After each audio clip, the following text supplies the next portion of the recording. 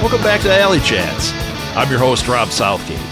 Alley Chats is like a virtual artist's alley featuring interviews with artists, filmmakers, podcasters, writers, and really any creative person you might find at a pop culture convention.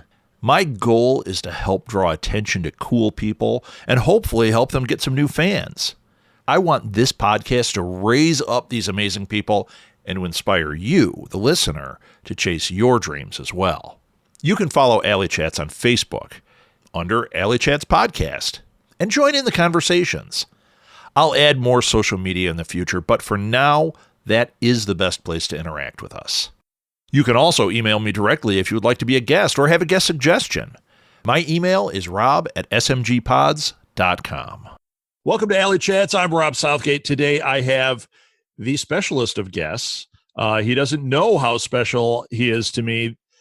This is literally in my top 5 bucket list interviews for this show. A lot of pressure, Peter. Yeah, I was going to say, man, sad bucket list. I didn't say it wasn't anything but pathetic, but it is a bucket list. Okay. This is really a big deal. And it's funny because there's a question I'm going to ask you that you're going to see. You're probably going to have a sad answer too. So, so with me today, I have Peter Bagge, who, if you don't know who he is, I don't know what rock you've been living under, but you're a comic fan. You better get to know who he is. So, Peter, why don't you tell people who you are, what you do? Give us a little insight. Oh, all right. Well, Peter Bagge. We've settled on that pronunciation. And I've been doing comics, been getting published for 40 years. My work is mostly of it's like indie / satirical, I guess you could describe it. And I've done all kinds of work, but I'm best known for what we're going to talk about today. Throughout the 90s and even a little bit in the aughts, I did a comic called Hate, which followed the foibles of a semi-autobiographical character named Buddy Bradley. And it's just been collected into this big fat book. Do you have a copy of the book? Probably not. I don't. I have... Yeah, okay. You put me on the spot here. I have one of them sitting here. I have Your Buddy Does Seattle. Okay. I wonder if I should go. I don't know if it screw up the timing of the show, but maybe I should grab a copy of the collection. I don't think you need to. I'll share it in everything. I don't even know if we're going to show a video version of this. So okay, fine. I hate to do that to people where it's like, oh my God, it's video, and then they see it and they go, it's grainy, or I've got a nose hair, or whatever. I'm not going to do that to you, but I may end up using this video. I see. So I combed my hair for nothing. Well, not for nothing. I think you look great. Oh, there you go. You did it for the compliment. That's right. So you were saying you're known for Hate. Yes. And you're known for Neat Stuff. Yeah, that Neat Stuff was before that. Like in the late 80s, I had I guess it could be best be described as a one-man anthology. I had this regular comic coming out from Fantagraphics, who's my main publisher, and who also published Hate. And they gave me a chance to learn how to do comics publicly. Before I even thought I was ready, they gave me my own comic book, and it had all different types of comic characters. And I was experimenting, tweaking with my style, just trying to do all different things. But one of the many casts of characters that I had in Neat Stuff was the Bradley family, who were vaguely based on my own family. Oh, I'm sorry to hear that. I've read the Bradley stuff, so I'm sorry to hear that. But one of the members of the Bradley family was Buddy Bradley. And not surprisingly, since he is, of all the characters I've created, the most similar to myself, he wound up taking over. I just quite understandably had a lot of story ideas for him. So eventually I started a new comic book and made him the star. Yeah. Now, did you have? I've read a lot of this, right? This is literally one of these books that to me was kind of life changing. Superheroes. Then all of a sudden, I found Hate and went, "Oh, this is speaking to me," right? And we're of a similar age, and Buddy's adventures were happening at the same time. I was probably having very similar adventures. So this really spoke to me at a very deep level. And that's why I say you're on my bucket list.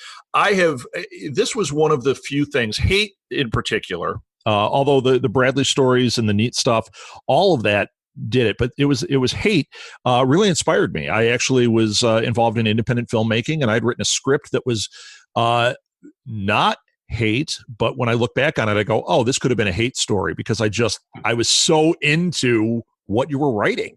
Oh, okay. So that's why this is such a big deal to me. All right, great. So anyway, I digress on all that. With what you did, I know I'm going to have a separate thought than what I had before, because I've already lost it. We are of a certain age; we lose that kind of stuff. Reading what you did with the Bradleys, reading what you did with Hate, it was unlike anything else. It was funny, genuinely funny. There are times in these books where you weren't being funny. And I know that I've read other things where you've mentioned how you don't know if the fans really went along with some of that stuff, but it meant something to you and you're really proud of that work. I got to say, as a fan, that is some of the stuff that really touched me. I'd be laughing out loud in the next minute going, wow, my heart is ripped out here. Right. Really beautiful stuff. Did you have, I know Buddy is based on you, but one question I had even back then was the circle of friends, Stinky, George, Right. how real were they? Oh, well, they were all based on people I knew, amalgams, composites of people I knew. It's like I couldn't say George was entirely based on one person, or that Stinky was entirely based on this one person I knew. But, I've known a lot of Stinkies. I still do. I know way too many Georges. We all do. Right. Known a lot of Lisas. So, all of those people are just composites of folks that I knew. I have to say that was one of the things that I think probably hooked me the most in the beginning, was when Buddy had, I'm drawing a blank, Buddy had his first girlfriend, and then this Lisa is hanging around, who's, for lack of a better term, nuts. And she's, first you're reading her as the reader going, oh God, Buddy, just get away from her. Right. And then as it goes on, I love Lisa. Right. And you want Buddy with Lisa. And right. I thought that was really exceptional writing, because you didn't do what every other comic was doing for me at that time, which is one of the reasons I dig indie comics, and I dug what Fantagraphics was doing and Kitchen Sink. I thought, you were doing something different. Right. Well, with those the characters you're talking about, when Hate, at the beginning of Hate, I had Buddy fixing them up with a character named Valerie, and I intended to keep Valerie his girl. Originally, Valerie was going to, I was thinking in the long term, Valerie would more or less remain his girlfriend. And at first I thought that'd be a good storyline. She's kind of, on paper, she's too good for him, and he'd feel like he always had to prove himself. And Lisa was originally just supposed to be background noise. But over time, I personally wasn't crazy about Buddy's relationship with Valerie. It's like their dynamic, I didn't want to keep working with it. I myself was uncomfortable with it. And I couldn't, the whole notion of Buddy always feeling like he had to prove himself worthy of her, I could see him rebelling against that. And he did, to some degree. Yeah. She dumped him, but it was inevitable. Whereas meanwhile, I had, just like I always had a lot of ideas for Buddy, I also had tons of ideas for Lisa. Lisa's my all-time favorite character. Yeah, me too. That's what happened. Because she is almost capable of anything. Right. She is such a wild card while still remaining true to herself. It's rare to come up with a character where you could pull that off. So I really liked her. Another character he was a character that was in the very early, like, Need Stuff Bradley family stories, and then who I revived later was Jay, Buddy's business partner. Yes. But people always talk about a lot of fans of Hate. People always tell me they love Stinky. Stinky was over the top, very broad humor, and a real character, and for a while a great foil for Buddy. But also for me as a writer, he also seemed a little bit one note. Mm-hmm. And I couldn't see him as I know human beings like him, and they have a tendency not to change, and because they don't change, they're not so funny anymore as they get older. They're more tragic. And Jay, more or less like Lisa, I wanted Jay to be Buddy's right-hand man after a while, because he was more multifaceted. He could do I could do a lot more with it. He was a more nuanced and much more complicated character than Stinky. Stinky wasn't a complicated character at all. No, no. I knew a guy that was I mean, I've known a lot of Stinkies, but I knew a guy that was very much Stinky. And the last I heard of him, he was shooting guns off in his basement in his underwear. And, that sounds safe. And my friend that was living with him at the time said, and I walked out. I was done. That was it.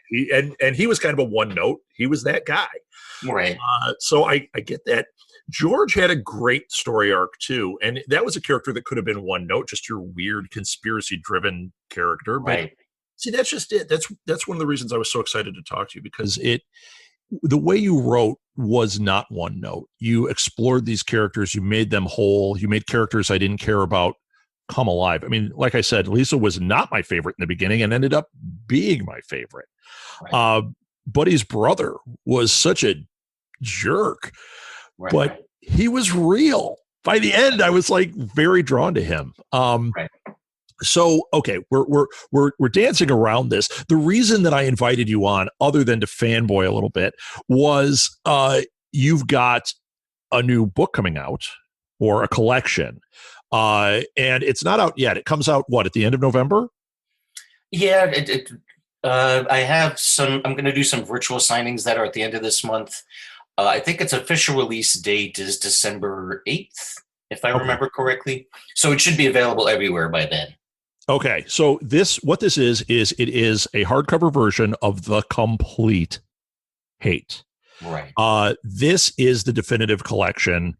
Now, one thing that the listener doesn't know, and by the time this airs, they might know, is I have a gift guide for this show where I'm collecting some of the different, I've had some just amazing artists and writers on here, and I'm collecting their newest books and putting them on the gift guide. This is the top of the list. This is the one that I'm winking at my wife saying, this better be under the tree. Even though you're like my Star Wars of comics. I have you in the comics. I have you in the graphic novels. And now I've got to have the hardcover version.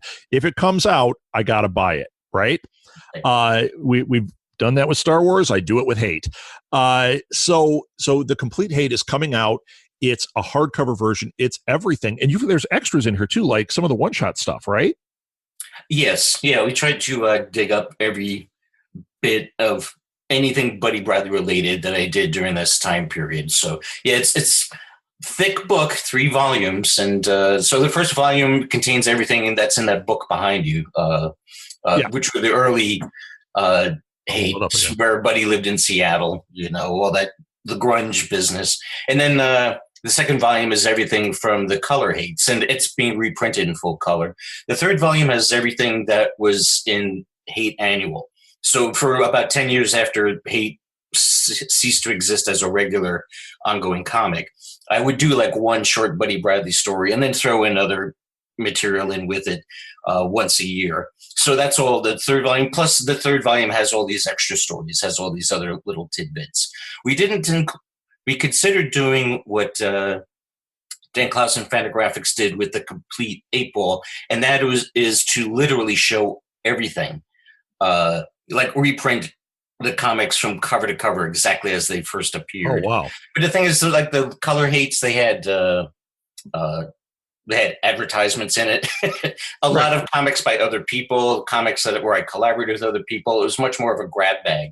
And we just didn't know what to do about that. So we made it just all the material that I did by myself. Although I have to add that with those color Hates that came, which take up the second volume, those were inked by my friend Jim Blanchard. But other than that, it's all material by myself.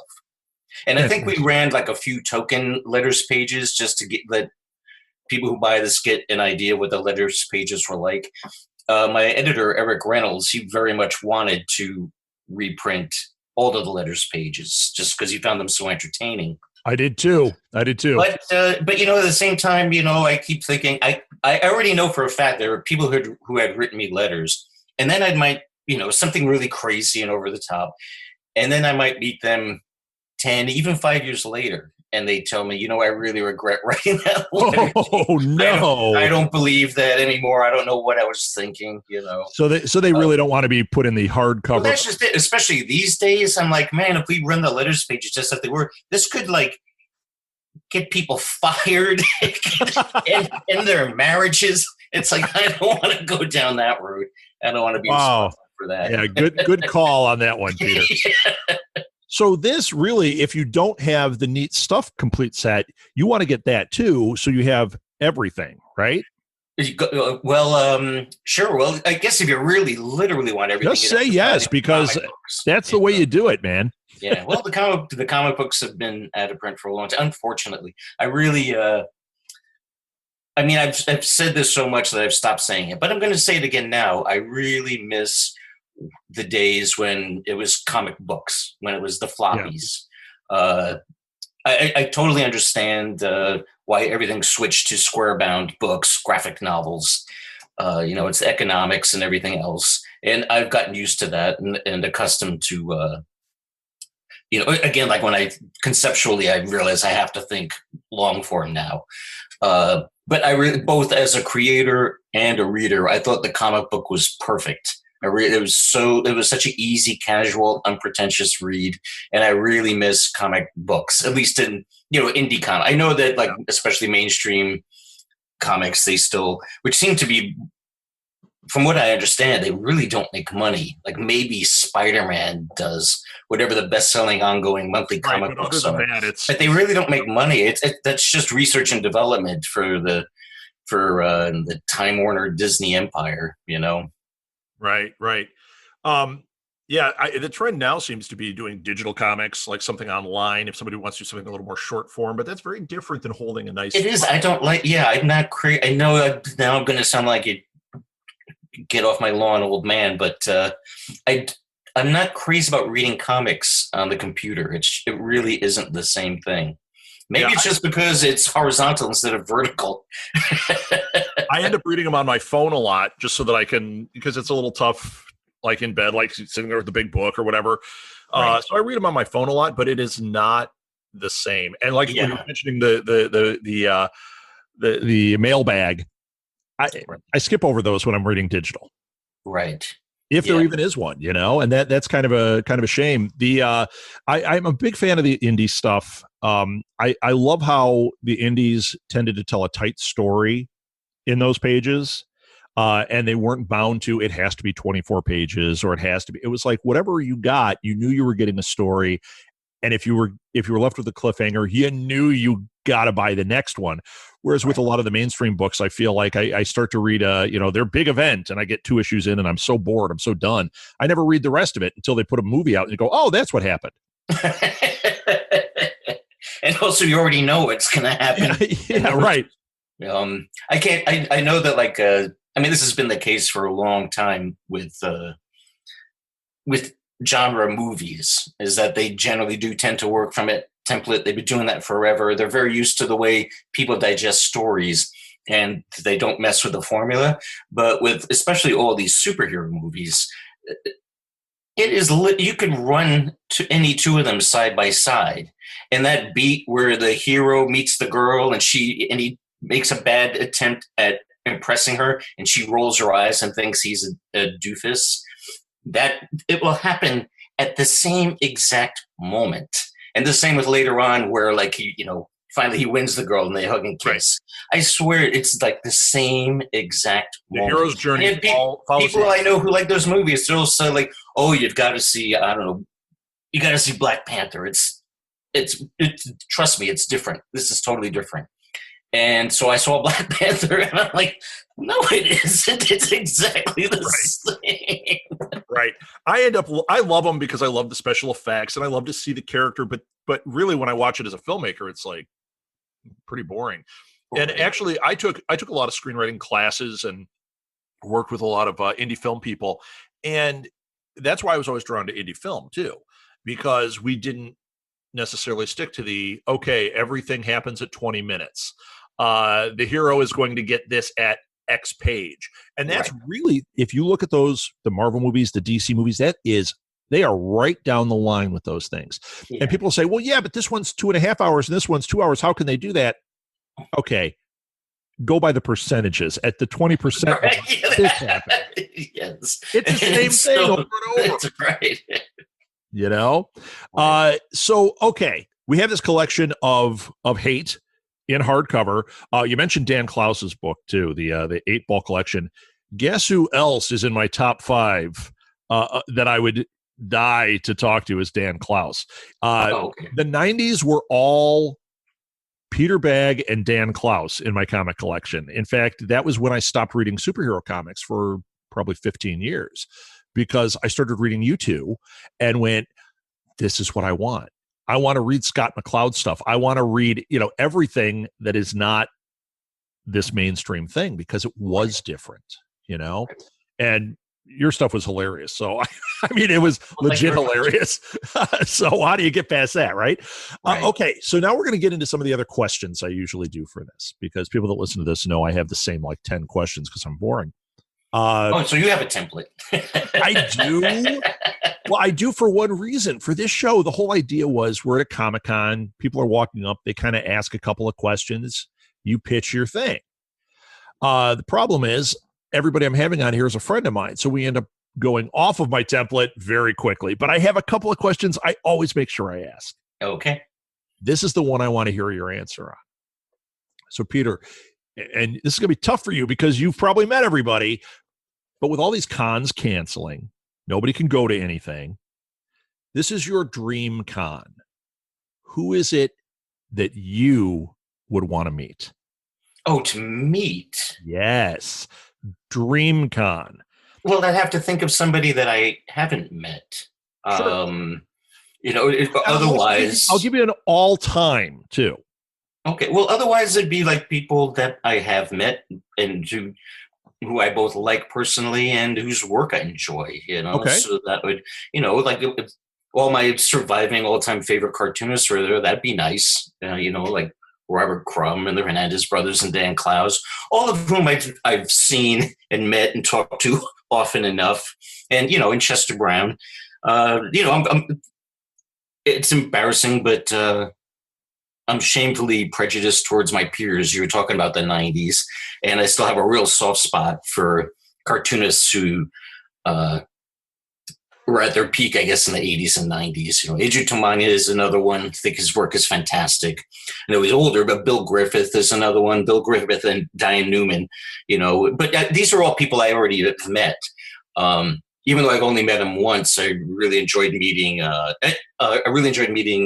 Alan Moore. And I've spoken to him and written to him a bit, but again, not for a very long time. He doesn't do comic conventions, neither does Robert Crumb. For that reason alone, it'd be great to go to a comic convention with the two of them and just watch them seethe. Well, actually, I was about to say it's fun to watch them seethe with hatred towards everything about a Comic-Con. But actually, I don't think that's true anymore. I think that's gotten old. I think I'd not want to hear it anymore. But then again, that's why they wouldn't go to a Comic-Con anymore. I used to find so anyhow, I went off track. I really can't think of somebody I would love to meet that I haven't. Okay, well, give it nothing. I can't think offhand of anybody. Let's go with the number one that you have met that you would just I want more time to be able to sit with them. Well, I saw him just again recently. Well, two of them, Robert Crumb and Aileen Crumb. I saw them recently, but we weren't together for a very long time. It was this one day, and it would be nice to hang out and talk to them a little bit longer. Plus, in the Dan Klaus I saw recently, but never get enough of him and hanging out with him. And Adrian Tomani's another one. I really enjoy his company. He's such a really nice guy. And Bill Griffith. And it's no coincidence that these are I'm naming all my all-time favorite cartoonists. The Hernandez brothers and I always enjoy seeing them. Yeah, it's funny. Did I just see that somebody's trying to make the Fabulous Furry Freak Brothers into a cartoon again? Right. I think it hasn't been streamed yet, but from what I understand, it's been made. It's actually been crazy. Made. Of all properties now. Yeah, how did who was looking at that and going, hey, this will work right now, even though I'm excited for it. Yeah, sure. I think that I could be very wrong. I can't remember now, but I think the conceit was that they like get something like they get transported to now. They're like pulled out of 1968 and they're plopped right into now, so that they're still stuck in the past. So you're seeing, you're seeing us through their eyes. I think that's how they're making it work, as opposed to having everything take place in 1968. Yeah. Because you can't help but think that would, in many ways, that would be problematic. Although, when you think back on it, if anybody reread an old Freak Brothers comic, I don't think anybody would take exception to it. As opposed to like reading an old Robert Crumb comic, when people took exception to it even then, or an S. Clay Wilson comic. Yeah, I don't. There was nothing objectively offensive about the Freak Brothers. He was just trying to be funny, and was just using and since Cheech and Chong's not really happening again, why not? Yeah, have a property that actually would be pretty funny that you could kind of play in that world. So, right. Whatever happened with your stuff? I know Hate tried to launch something. People tried to make something a few times. Right. Well, both with Hate and Buddy Bradley in general. Usually, it's the character Buddy Bradley that would be optioned. So sometimes it had been in development where it's Buddy Bradley as a teenager, so it's with his family. It would be called the Bradleys. Other times it was him as an adult, so it'd be called Hate or something else. But yes, Buddy Bradley in one form or another is more often than not is under option by somebody, and he isn't at the moment. So if anybody's serious, they can contact me. Hey man, if I ever get the mojo together, I'll be after it. Let me tell you. Yeah, I've had at least 6 full-blown development deals, like 2 with MTV, 1 with Fox, 1 with HBO. So collaborated on finished scripts and Bibles and character designs, but nothing has ever been greenlit. And that's been true with other properties of mine have also been in development. Had a lot of development deals, but just never grabbed that brass ring. And nothing ever has gone into production. The only way that I could say that that's a blessing is with the way all these contracts are written. Once a character of mine or a property of mine, if it did get greenlit and did go into production, the ownership, the copyright, the ownership of those characters would transfer to MTV, HBO, Fox. Right. They would own it. And which is terrifying, because let's say they only made 3. Right. Or 6. And then that's it. And then it doesn't get aired. Everybody forgets about it, but I don't own it anymore, Right. Yeah. I've heard horror stories like that. I know Charles Schultz talked about that quite a bit. Owning your characters and how you get around that, but I don't know if he could have done that in today's marketplace. Right. Well, he had clout in that his comic couldn't be more popular. So whatever network aired it, those old Peanuts specials, of course they were going to agree to his terms. Right. They made a fortune off of those cartoons anyways. So, and they're still being shown. So, so he had that, and that's just it. He did not need the money. If they were going to do that, if they were going to make a Peanuts cartoon, a Peanuts special, they had to do it all on his terms. Sure. I don't quite have that much clout. Almost. Oh, yeah, that's right. Once you get that Broadway show of Hate, now that's going to start building on it. All right, that's right. And you've also had success outside of Hate with Woman Rebel. You won awards for that, and you did a series of those. But that was a series of biographical pieces you did for Fantagraphics, right? Yes. Well, not Fantagraphics, Drawn and Quarterly. Drawn and Quarterly, right. Yes. So pretty much, I'm not trying to go decade by decade on purpose, but in the aughts, I actually put out 3 graphic novels. And when I say that, I don't mean just because of the format. They literally were novels in comic book form. And along with other things, I did a couple of series that wound up being mini-series for DC, or Sweatshop, and an all-ages comic called Yeah. And then I did some satirical one-shots from Marvel. Through pretty much for the last 10 years, even more than that, I've been doing mostly biographical work. So I did 3 full-length biographical comics for Jordan Cordova. And they kind of were a theme. It was like 3 women whose lives paralleled each other. The first one was Women Rebel, about the birth control advocate Margaret Sanger. The second one was about the author Zora Neale Hurston. And the third one was about another author and journalist named Rose Wilder Lane. So, yeah, and I did those. I probably won't. I thought of continually doing more and more of these biographies, but they just were, it was too much work for not enough money. But the first one, the one about Sanger, that it's appeared to me like that sold pretty well. The following, and she's a very controversial figure, which I'm sure has a lot to do with that. The others 2 didn't sell quite as well, and it was just, anyway, like I said, way too much work for not enough money. Because it's not merely just writing and drawing the comic. It's like a solid year of research. Right. And it's hard to factor that into a page rate, doing all that research. Right. You turn into that National Lampoon thing when they were doing the bass player being interviewed. You ever hear that one? What are you thinking about when you're up there playing? And he goes, I'm trying to calculate how many notes I'm putting into space for how many dollars I'm getting for It comes down to that sometimes. So, all right. I think that was the big question, believe it or not.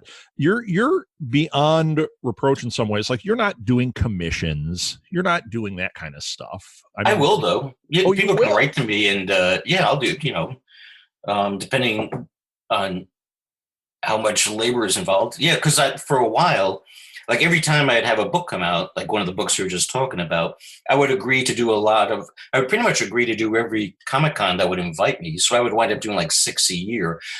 The main purpose is to promote my latest book. But yeah, while I'm there, I would table. I would do what everybody else is doing, sell sketches, sell my old books, sell original art.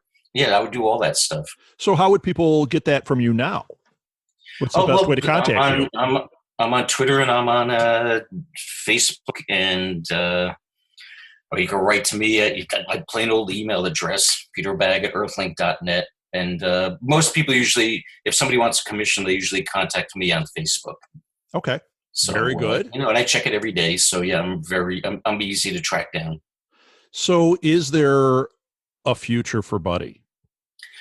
Boy, I don't know. See what he is dealing with what we just went through with the last 4 years. Like, I can just imagine what his life would be like right now. What I had always done with Buddy for as long as I've been working with him is he's always been roughly 10 years younger than me. And then when I was doing the Hate annuals, like starting around the year 2000, by then I had Buddy again. By then he was in his 30s. He was married. He had a kid. He still was a very weird, eccentric character, but reader interest really diminished. I think part of the reason might have been that my readership, like Buddy himself, they were also 10 years younger than me. So by that time, most of the people who read my comics, they were married. They were having kids. They had mortgages. They couldn't bother to schlep on down to the local hipster comic shop to buy the latest Hate or see if it's out. So they just kind of, my readership just disappeared. Sure. And younger people wanted to read about people in their 20s and teens. They want to read about young single people in their 20s.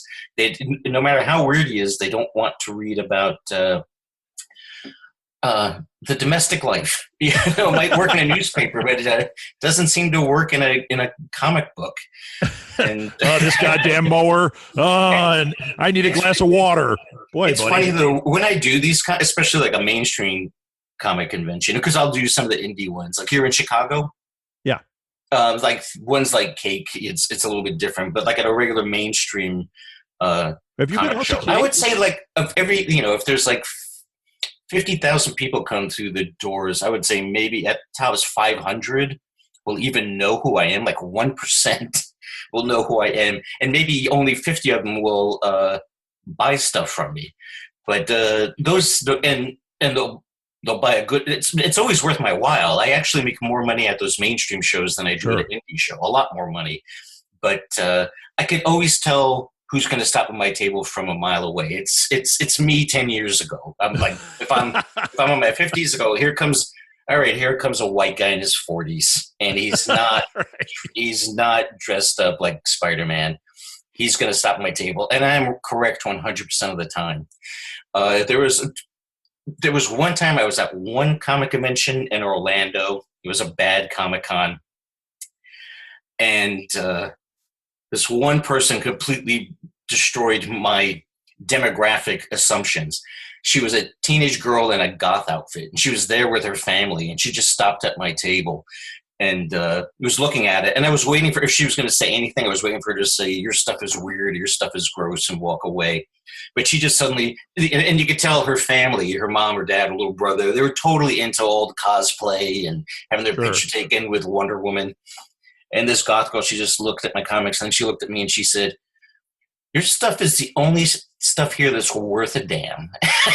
Wow. Not just to have a teenager, but a female teenager said it to me. I told her, you are a unicorn. Unicorns are real. Do you realize how rare you are? Wow. Yeah. I'm pretty shocked by that, because to me, if I saw your name was on something, it would be an immediate draw for me to go. Right.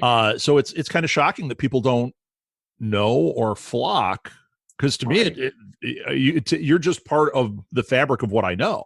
Yeah, sure. No, it's something that was happening more and more often. Is there were a lot of people who'll they'll walk along through Artist Alley, and they'll just they'll take in everybody's work. And there's some people, who knows, maybe it's like some social tick where they feel like they have to say something, just to be polite. It's like, all right, well, I spent half a minute looking at your work. I got to say something. And so these people who have no idea who I am, they'll look at me and they'll go, yeah, old fashioned. Oh, no. No. That's what I'll get. Or they'll say something like, it reminds me of, there'll be two things if they're trying to make a connection. They'll say Mad, and I used to do comics for Mad. Sure, that makes sense. Reminds me of Mad. And I go, yeah, I did a little work for Mad. And then if they're old enough to remember, or if they have any inkling, they'll go, there was a guy, and I always know who they're going to say. They go, there was this guy, old-fashioned guy. Keep on trucking. I go, yeah. Oh my God. Have you ever heard of him? Yeah, that's exactly. They'll say, do you know who I'm talking about? Yeah, I know who you're talking about. Oh my gosh. That's awful. No, it's all right. I'm pretty shocked. It's the worst thing about, and I'm sure almost any cartoonist could tell you that, unless he or she is like red hot at the moment, but you're spending like 95% of the time just staring at your space, or wearing out your battery on your cell phone, writing to your spouse and saying, I'm so bored, I was at I want to say it was C2E2 in Chicago. I think that was the one. And I had an interview I had to go do. So I was walking through, and we spend a lot of time haunting Artist Alley. That's how I know everybody, right? Right. But I was walking through, and I ended up in the main area, and there's always a few peppered in there, right?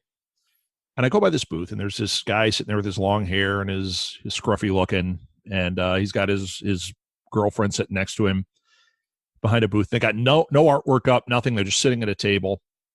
Nobody's talking to them. And I look at the name, and it's Martin Coker. And Martin Coker did all that stuff on Adult Swim. He was, he did Brack. He did voices for, all that stuff. For people that watched Adult Swim back when Aqua Teen was the big show, and when Space Ghost was so huge, he was the voice of Zorak.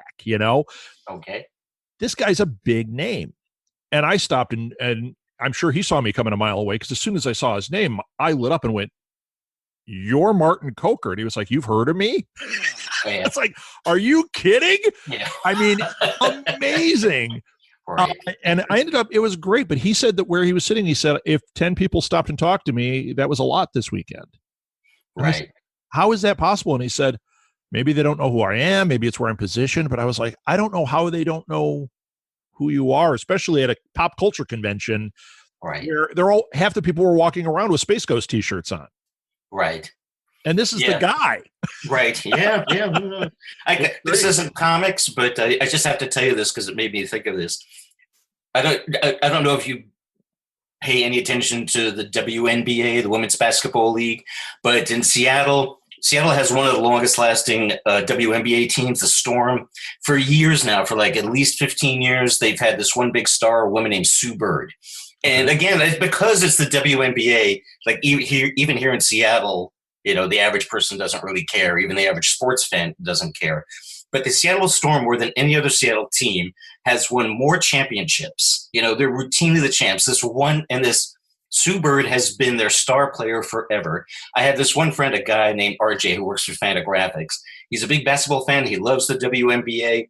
He was in some tavern having a drink. As he was walking out, he bumped into Sue Bird. And he went, and this is like after she's been a superstar and won so many championships for 15 years. He bumps into her and he goes, "Sue Bird." And she went, "You know who I am?" Wow. Yeah. A friend of mine that owns a Doctor Who cafe, okay, the Blue Box Cafe in Elgin, he and his wife were at a convention that Peter Capaldi was at. Okay. And they went out to dinner, and they're standing there trying to get a cab, and there's a guy standing next to him trying to get a cab, and there's a big crowd of people, and nobody's paying attention. And all of a sudden, Chris's wife goes, Kathleen looks, and she goes, "Look who's next to you." And he turns around, he's like, "Oh my God, it's Peter Capaldi." And nobody, here he's Doctor Who. He was the current Doctor in a town where they're having this huge convention, and nobody was paying attention like that it was him. Was he in town for the convention? Yes. Okay. You would walk for that reason alone. And Chris turned around and was like, humming, and the guy, and Peter Capaldi was just like, "Oh, hey," it was lovely. He said he talked to him for like 10 minutes. He said they just stood out there, and he said it was just great, but nobody's paying attention. That's because everybody else, you have a random assembly of people of all different ages. They all have their own Doctor Who. Yeah, true.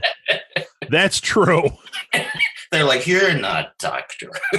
If you're not Matt Smith, you're not the Doctor. That's right. Because he's the young, cute one. No, you're Peter Capaldi. You're Doctor. Right. So, well, Peter, this has been an absolute pleasure for me. I hope that everybody listening to this buys this collection.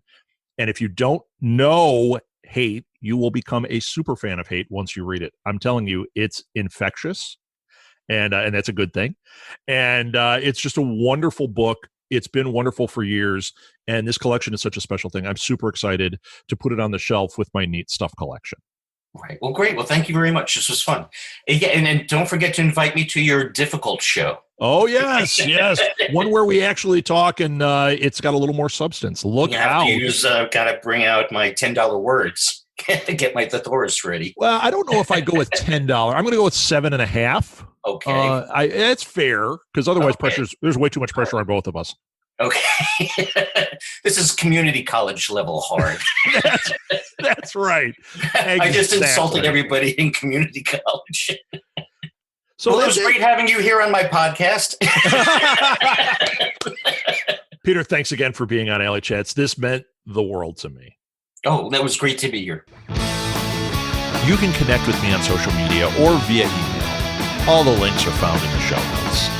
Oh, and it would really help me if you would rate and review this show on whatever platform you use to listen to this podcast. Good reviews help others find the show, which ultimately helps these incredible guests get more exposure. Alley Chats is a production of Southgate Media Group, hosted, produced, and edited by me, Rob Southgate. Thanks again for listening to Alley Chats. And don't forget to support indie